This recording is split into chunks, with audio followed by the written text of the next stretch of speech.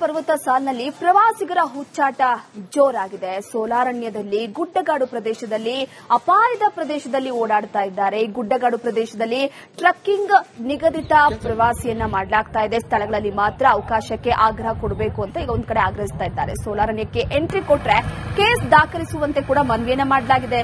ಈಗಾಗಲೇ ಕೇರಳ ಬಾಲಕಿಯ ಸಾವಿನಿಂದ ಪ್ರವಾಸೋದ್ಯಮಕ್ಕೆ ಹೊಡೆತ ಬಿದ್ದಿದೆ.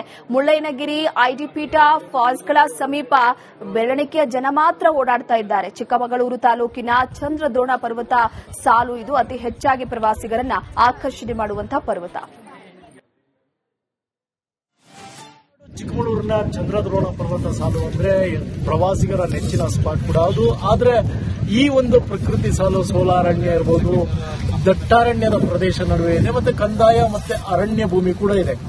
ಮತ್ತೆ ಸ್ಥಳೀಯರಿಗೆ ಕೂಡ ಇದೊಂದು ಧಾರ್ಮಿಕ ಸ್ಥಳ. ಇನಾಮ್ ದತ್ತಾತ್ರೇಯ ಪೀಠ ಇರಬಹುದು, ಮಾಣಿಕ್ಯ ದಾರ ಇರಬಹುದು, ಮುಳ್ಳಯ್ಯನಗಿರಿ ಸೇರಿದಂತೆ ಸೀತಾಳಗಿರಿ ಒಂದು ಪ್ರವಾಸಿ ಸ್ಥಳ ಪ್ರವಾಸಿಗರ. ಆದ್ರೆ ಇಲ್ಲಿನ ಸ್ಥಳೀಯರಿಗೆ ಇದೊಂದು ಧಾರ್ಮಿಕ ಸ್ಥಳ.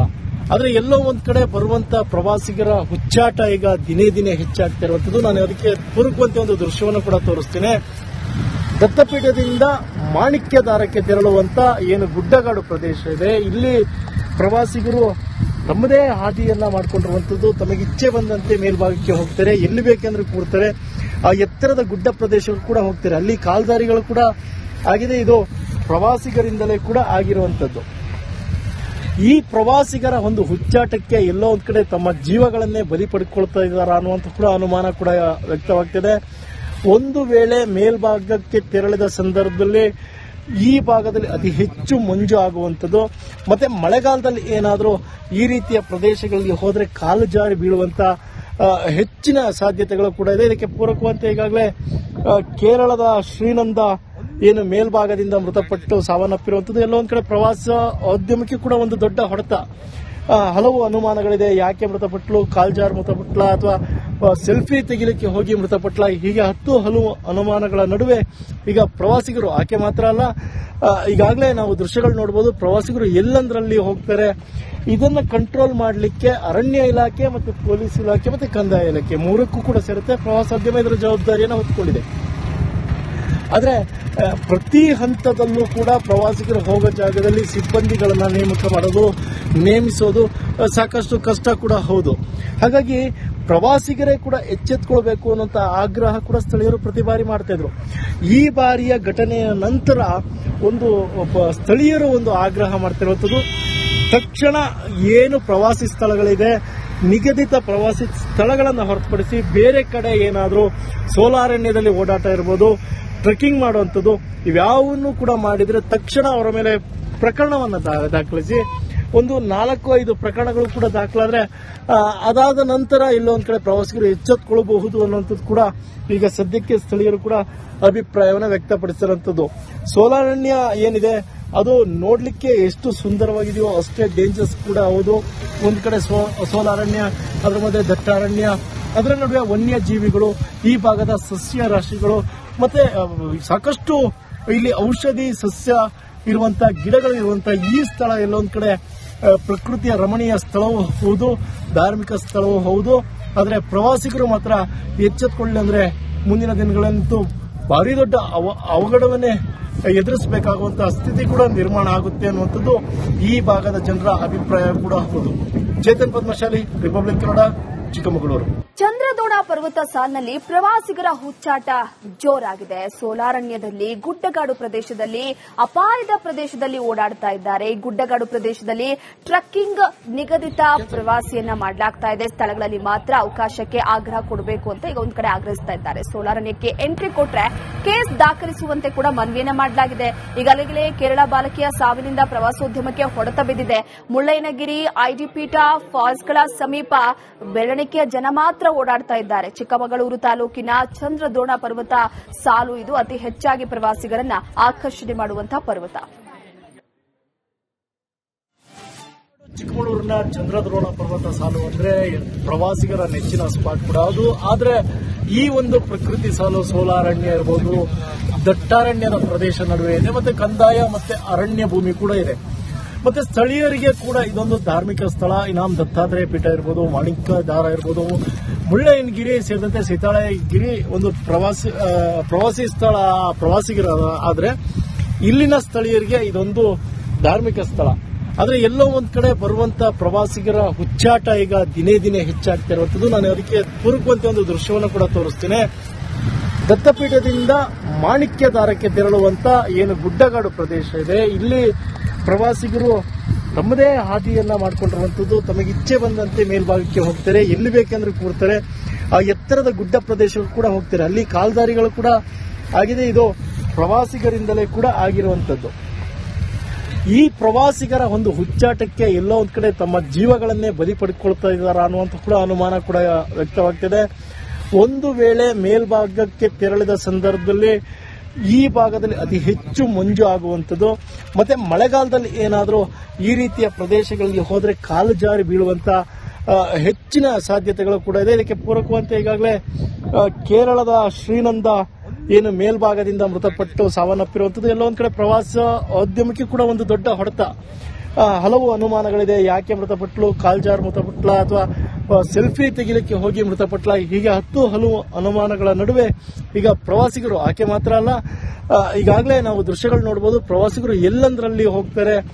ಇದನ್ನ ಕಂಟ್ರೋಲ್ ಮಾಡಲಿಕ್ಕೆ ಅರಣ್ಯ ಇಲಾಖೆ ಮತ್ತು ಪೊಲೀಸ್ ಇಲಾಖೆ ಮತ್ತು ಕಂದಾಯ ಇಲಾಖೆ ಮೂರಕ್ಕೂ ಕೂಡ ಸೇರುತ್ತೆ. ಪ್ರವಾಸೋದ್ಯಮ ಇದರ ಜವಾಬ್ದಾರಿಯನ್ನು ಹೊತ್ತುಕೊಂಡಿದೆ. ಆದ್ರೆ ಪ್ರತಿ ಹಂತದಲ್ಲೂ ಕೂಡ ಪ್ರವಾಸಿಗರು ಹೋಗೋ ಜಾಗದಲ್ಲಿ ಸಿಬ್ಬಂದಿಗಳನ್ನ ನೇಮಿಸೋದು ಸಾಕಷ್ಟು ಕಷ್ಟ ಕೂಡ ಹೌದು. ಹಾಗಾಗಿ ಪ್ರವಾಸಿಗರೇ ಕೂಡ ಎಚ್ಚೆತ್ತುಕೊಳ್ಬೇಕು ಅನ್ನುವಂತ ಆಗ್ರಹ ಕೂಡ ಸ್ಥಳೀಯರು ಪ್ರತಿ ಬಾರಿ ಮಾಡ್ತಾ ಇದ್ರು. ಈ ಬಾರಿಯ ಘಟನೆಯ ನಂತರ ಸ್ಥಳೀಯರು ಒಂದು ಆಗ್ರಹ ಮಾಡ್ತಿರುವಂಥದ್ದು, ತಕ್ಷಣ ಏನು ಪ್ರವಾಸಿ ಸ್ಥಳಗಳಿದೆ, ನಿಗದಿತ ಪ್ರವಾಸಿ ಸ್ಥಳಗಳನ್ನು ಹೊರತುಪಡಿಸಿ ಬೇರೆ ಕಡೆ ಏನಾದರೂ ಸೋಲಾರಣ್ಯದಲ್ಲಿ ಓಡಾಟ ಇರ್ಬೋದು, ಟ್ರೆಕ್ಕಿಂಗ್ ಮಾಡುವಂಥದ್ದು, ಇವ್ಯಾವನ್ನು ಕೂಡ ಮಾಡಿದ್ರೆ ತಕ್ಷಣ ಅವರ ಮೇಲೆ ಪ್ರಕರಣವನ್ನು ದಾಖಲಿಸಿ 4-5 ಪ್ರಕರಣಗಳು ಕೂಡ ದಾಖಲಾದ್ರೆ ಅದಾದ ನಂತರ ಎಲ್ಲೊಂದ್ ಕಡೆ ಪ್ರವಾಸಿಗರು ಎಚ್ಚೆತ್ತುಕೊಳ್ಳಬಹುದು ಅನ್ನುವಂಥದ್ದು ಕೂಡ ಈಗ ಸದ್ಯಕ್ಕೆ ಸ್ಥಳೀಯರು ಕೂಡ ಅಭಿಪ್ರಾಯವನ್ನು ವ್ಯಕ್ತಪಡಿಸಿರುವಂಥದ್ದು. ಸೋಲಾರಣ್ಯ ಏನಿದೆ ಅದು ನೋಡ್ಲಿಕ್ಕೆ ಎಷ್ಟು ಸುಂದರವಾಗಿದೆಯೋ ಅಷ್ಟೇ ಡೇಂಜರ್ಸ್ ಕೂಡ ಹೌದು. ಒಂದ್ ಕಡೆ ಸೋಲಾರಣ್ಯ, ಅದರ ಮಧ್ಯೆ ದಟ್ಟಾರಣ್ಯ, ಅದರ ನಡುವೆ ವನ್ಯ ಜೀವಿಗಳು, ಈ ಭಾಗದ ಸಸ್ಯ ರಾಶಿಗಳು, ಮತ್ತೆ ಸಾಕಷ್ಟು ಇಲ್ಲಿ ಔಷಧಿ ಸಸ್ಯ ಇರುವಂತ ಗಿಡಗಳು ಇರುವಂತ ಈ ಸ್ಥಳ ಎಲ್ಲೊಂದ್ ಕಡೆ ಪ್ರಕೃತಿಯ ರಮಣೀಯ ಸ್ಥಳವೂ ಹೌದು, ಧಾರ್ಮಿಕ ಸ್ಥಳವೂ ಹೌದು. ಆದ್ರೆ ಪ್ರವಾಸಿಗರು ಮಾತ್ರ ಎಚ್ಚೆತ್ತುಕೊಳ್ಳಿ ಅಂದ್ರೆ ಮುಂದಿನ ದಿನಗಳಂತೂ ಭಾರಿ ದೊಡ್ಡ ಅವಘಡವನ್ನೇ ಎದುರಿಸಬೇಕಾಗುವಂತಹ ಸ್ಥಿತಿ ಕೂಡ ನಿರ್ಮಾಣ ಆಗುತ್ತೆ ಅನ್ನುವಂಥದ್ದು ಈ ಭಾಗದ ಜನರ ಅಭಿಪ್ರಾಯ ಕೂಡ ಹೌದು. ಚೇತನ್ ಪದ್ಮಶಾಲಿ, ರಿಪಬ್ಲಿಕ್ ಕನ್ನಡ. ಚಂದ್ರದ್ರೋಣ ಪರ್ವತ ಸಾಲಿನಲ್ಲಿ ಪ್ರವಾಸಿಗರ ಹುಚ್ಚಾಟ ಜೋರಾಗಿದೆ. ಸೋಲಾರಣ್ಯದಲ್ಲಿ ಗುಡ್ಡಗಾಡು ಪ್ರದೇಶದಲ್ಲಿ ಅಪಾಯದ ಪ್ರದೇಶದಲ್ಲಿ ಓಡಾಡ್ತಾ ಇದ್ದಾರೆ. ಗುಡ್ಡಗಾಡು ಪ್ರದೇಶದಲ್ಲಿ ಟ್ರಕ್ಕಿಂಗ್ ನಿಗದಿತ ಪ್ರವಾಸಿಯನ್ನ ಮಾಡಲಾಗ್ತಾ ಇದೆ. ಸ್ಥಳಗಳಲ್ಲಿ ಮಾತ್ರ ಅವಕಾಶಕ್ಕೆ ಆಗ್ರಹ ಕೊಡಬೇಕು ಅಂತ ಈಗ ಒಂದ್ ಕಡೆ ಆಗ್ರಹಿಸ್ತಾ ಇದ್ದಾರೆ. ಸೋಲಾರಣ್ಯಕ್ಕೆ ಎಂಟ್ರಿ ಕೊಟ್ರೆ ಕೇಸ್ ದಾಖಲಿಸುವಂತೆ ಕೂಡ ಮನವಿಯನ್ನ ಮಾಡಲಾಗಿದೆ. ಈಗಾಗಲೇ ಕೇರಳ ಬಾಲಕಿಯ ಸಾವಿನಿಂದ ಪ್ರವಾಸೋದ್ಯಮಕ್ಕೆ ಹೊಡೆತ ಬಿದ್ದಿದೆ. ಮುಳ್ಳಯ್ಯನಗಿರಿ, ಐಡಿಪೀಠ ಫಾಲ್ಸ್ಗಳ ಸಮೀಪ ಬೆರಳಿಕೆಯ ಜನ ಮಾತ್ರ ಓಡಾಡ್ತಾ ಇದ್ದಾರೆ. ಚಿಕ್ಕಮಗಳೂರು ತಾಲೂಕಿನ ಚಂದ್ರದ್ರೋಣ ಪರ್ವತ ಸಾಲು ಇದು ಅತಿ ಹೆಚ್ಚಾಗಿ ಪ್ರವಾಸಿಗರನ್ನ ಆಕರ್ಷಣೆ ಮಾಡುವಂತಹ ಪರ್ವತ. ಚಿಕ್ಕಮಗಳೂರಿನ ಚಂದ್ರದ್ರೋಣ ಪರ್ವತ ಸಾಲು ಅಂದ್ರೆ ಪ್ರವಾಸಿಗರ ನೆಚ್ಚಿನ ಸ್ಪಾಟ್ ಕೂಡ ಹೌದು. ಆದ್ರೆ ಈ ಒಂದು ಪ್ರಕೃತಿ ಸಾಲು ಸೋಲಾರಣ್ಯ ಇರಬಹುದು, ದಟ್ಟಾರಣ್ಯದ ಪ್ರದೇಶ ನಡುವೆ ಇದೆ, ಮತ್ತೆ ಕಂದಾಯ ಮತ್ತೆ ಅರಣ್ಯ ಭೂಮಿ ಕೂಡ ಇದೆ. ಮತ್ತೆ ಸ್ಥಳೀಯರಿಗೆ ಕೂಡ ಇದೊಂದು ಧಾರ್ಮಿಕ ಸ್ಥಳ. ಇನಾಮ್ ದತ್ತಾತ್ರೇಯ ಪೀಠ ಇರ್ಬೋದು, ಮಾಣಿಕ್ಯಧಾರ ಇರ್ಬೋದು, ಮುಳ್ಳಯ್ಯನಗಿರಿ ಸೇರಿದಂತೆ ಸೀತಾಳಗಿರಿ ಒಂದು ಪ್ರವಾಸಿ ಸ್ಥಳ ಪ್ರವಾಸಿಗರ ಆದ್ರೆ ಇಲ್ಲಿನ ಸ್ಥಳೀಯರಿಗೆ ಇದೊಂದು ಧಾರ್ಮಿಕ ಸ್ಥಳ. ಆದ್ರೆ ಎಲ್ಲೋ ಒಂದ್ ಕಡೆ ಬರುವಂತ ಪ್ರವಾಸಿಗರ ಹುಚ್ಚಾಟ ಈಗ ದಿನೇ ದಿನೇ ಹೆಚ್ಚಾಗ್ತಿರುವಂತದ್ದು. ನಾನು ಅದಕ್ಕೆ ಪೂರಕವಂತೆ ಒಂದು ದೃಶ್ಯವನ್ನು ಕೂಡ ತೋರಿಸ್ತೇನೆ. ದತ್ತಪೀಠದಿಂದ ಮಾಣಿಕ್ಯಧಾರಕ್ಕೆ ತೆರಳುವಂತ ಏನು ಗುಡ್ಡಗಾಡು ಪ್ರದೇಶ ಇದೆ, ಇಲ್ಲಿ ಪ್ರವಾಸಿಗರು ತಮ್ಮದೇ ಹಾದಿಯನ್ನ ಮಾಡಿಕೊಂಡಿರುವಂತದ್ದು. ತಮಗೆ ಇಚ್ಛೆ ಬಂದಂತೆ ಮೇಲ್ಭಾಗಕ್ಕೆ ಹೋಗ್ತಾರೆ, ಎಲ್ಲಿ ಬೇಕೆಂದ್ರೆ ಕೂರ್ತಾರೆ. ಆ ಎತ್ತರದ ಗುಡ್ಡ ಪ್ರದೇಶಗಳು ಕೂಡ ಹೋಗ್ತಾರೆ, ಅಲ್ಲಿ ಕಾಲ್ದಾರಿಗಳು ಕೂಡ ಆಗಿದೆ. ಇದು ಪ್ರವಾಸಿಗರಿಂದಲೇ ಕೂಡ ಆಗಿರುವಂತದ್ದು. ಈ ಪ್ರವಾಸಿಗರ ಒಂದು ಹುಚ್ಚಾಟಕ್ಕೆ ಎಲ್ಲೋ ಒಂದ್ ಕಡೆ ತಮ್ಮ ಜೀವಗಳನ್ನೇ ಬಲಿ ಪಡ್ಕೊಳ್ತಾ ಇದ್ದಾರಾ ಅನ್ನುವಂತ ಕೂಡ ಅನುಮಾನ ಕೂಡ ವ್ಯಕ್ತವಾಗ್ತಿದೆ. ಒಂದು ವೇಳೆ ಮೇಲ್ಭಾಗಕ್ಕೆ ತೆರಳಿದ ಸಂದರ್ಭದಲ್ಲಿ ಈ ಭಾಗದಲ್ಲಿ ಅತಿ ಹೆಚ್ಚು ಮಂಜು ಆಗುವಂಥದ್ದು. ಮತ್ತೆ ಮಳೆಗಾಲದಲ್ಲಿ ಏನಾದರೂ ಈ ರೀತಿಯ ಪ್ರದೇಶಗಳಿಗೆ ಹೋದರೆ ಕಾಲು ಜಾರಿ ಬೀಳುವಂತ ಹೆಚ್ಚಿನ ಸಾಧ್ಯತೆಗಳು ಕೂಡ ಇದೆ. ಇದಕ್ಕೆ ಪೂರಕವಂತೆ ಈಗಾಗಲೇ ಕೇರಳದ ಶ್ರೀನಂದ ಏನು ಮೇಲ್ಭಾಗದಿಂದ ಮೃತಪಟ್ಟು ಸಾವನ್ನಪ್ಪಿರುವಂಥದ್ದು ಎಲ್ಲೋ ಒಂದ್ ಕಡೆ ಪ್ರವಾಸೋದ್ಯಮಕ್ಕೆ ಕೂಡ ಒಂದು ದೊಡ್ಡ ಹೊಡೆತ.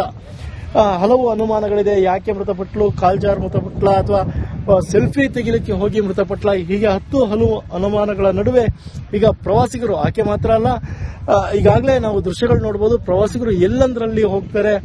ಇದನ್ನ ಕಂಟ್ರೋಲ್ ಮಾಡಲಿಕ್ಕೆ ಅರಣ್ಯ ಇಲಾಖೆ ಮತ್ತು ಪೊಲೀಸ್ ಇಲಾಖೆ ಮತ್ತು ಕಂದಾಯ ಇಲಾಖೆ ಮೂರಕ್ಕೂ ಕೂಡ ಸೇರುತ್ತೆ. ಪ್ರವಾಸೋದ್ಯಮ ಇದರ ಜವಾಬ್ದಾರಿಯನ್ನು ಹೊತ್ತುಕೊಂಡಿದೆ.